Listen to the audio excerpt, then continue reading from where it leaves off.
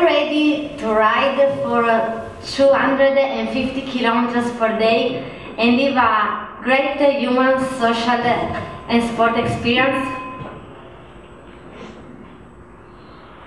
I travel since I was young and I always done recreational sports. After graduation in business administration, I started to work in a large financial company in Milan.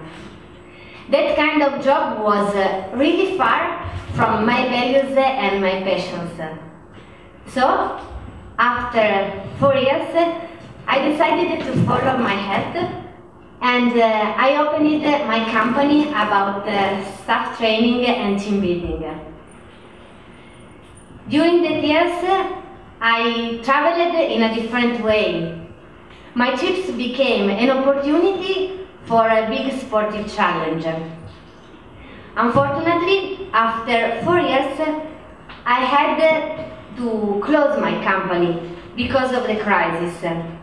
And in that moment, where I have lost all my reference points and all my values, I thought to try to follow my biggest dream in my life, to ride the world by bicycle. I didn't want to live with my bike and bags, but I wanted to try a big challenge. So I decided to try to break a Guinness World Record. I contacted the organization and they gave me different rules. I had to ride at least for 29,000 kilometers, to start and finish at the same point, to go to 2 different antipodal points, that in my case they were Lima in Peru and Bangkok in Thailand, and to go always to one direction, so or towards west or towards east. I had in front of me 3 large aspects to manage: the logistical, the economical, and the physical and mental one.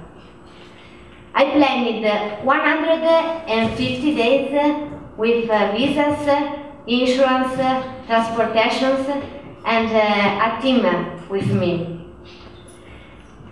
I had to find 50,000 euros, and so I brought to 3,000 marketing directors, and 300 of them answered with many compliments, but with 10 of them I could cover the entire budget. I'm not a professional, so I looked for a personal trainer, and I started a very hard training session, from 5 hours to 7 hours every day. After 10 months, I understood that the most important aspect was my mind. So I started to work with my emotions and with the importance to achieve a goal. On the 8th of March, on the Women's Day, I started my dream, and I rode through France, Spain, and I reached Lisbon, my first important goal during my journey. Then I flew to Buenos Aires in South America, and South America was really difficult for altitude and climate. The weather was the most difficult aspect to manage, because, for example, in Asia I rode for 15 days and it rained for 15 days. And when I crossed the Andes, there was snow. And when I crossed the free desert, was really, really hot. The temperature was from 45 degrees to 55 degrees from the morning to the evening.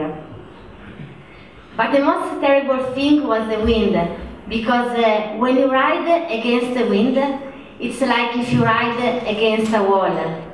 and I've got 110 days of wind.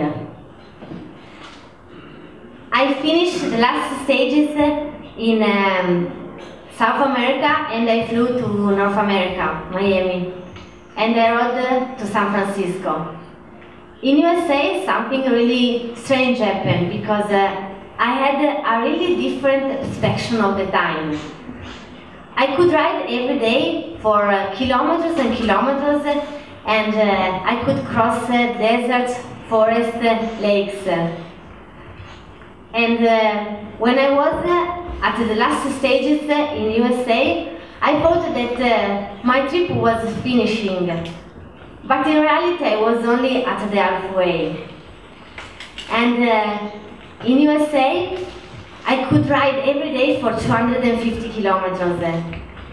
And I was in really good physical and mental condition. On the 16th of May, something very horrible happened to me. I had a very terrible accident because a car crashed into me, and I broke my 5th cervical vertebra. In that moment, I didn't know if I could start again my trip, if I could ride again, but first of all, if I could walk again. After a few days, a doctor told me that my vertebra was not so in bad condition, and in that moment, I decided that I wanted to heal and to start again my dream. In that moment, I received so many messages to support me from all the world. But one in particular is always in my mind. A mother of Trieste told me, Paola, I really hope that you can start again your trip, because every evening of your journey I showed to my child, Sebastiano, who is sick with ALS1, your pictures. And I really hope that you can start again your trip, so Sebastiano can continue to see the world through your eyes and can continue to smile to me. That message was so important for me because I could find the strength to wake up and to start again my dream. After 4 months, I went back to the point of the accident and I started again. I finished the last stages in USA and then I flew to Australia. I approached the second part of my trip in a more conscious and mature way. And I understood that my dream became the dream of 1,000 people because I shared a lot my experience on my website and on social network. And I also understood that my dream and my journey was a journey of meetings and human relationships. When I was in Nullarbor Desert, I met a Japanese man who was walking around the world without anything. And I left to him some chocolates and some bananas, and he smiled, and his regato is always impressed in my mind. I finished the last stages in North America, in Australia, and then I flew to Asia. Asia was a little bit difficult because I rode through Malaysia and I finished it in Thailand. Malaysia is a Muslim country, and Muslim men are not used to see a woman riding her bicycle with shorts. But I could ride between mosques and temples, and this was really wonderful. I started my last part of my trip in Turkey, in Istanbul, and I rode to Italy. Italy was the most emotional place because many people were waiting for me along the street, and many people would ride with me for some kilometers. And when I was in Italy, I started to understand that I was achieving my goal. On the 30th of November, I crossed the finish line with breaking the Guinness World Record in 8 days in advantage. Now I'm writing my book. I give motivational speeches in companies, and I'm preparing my next challenge.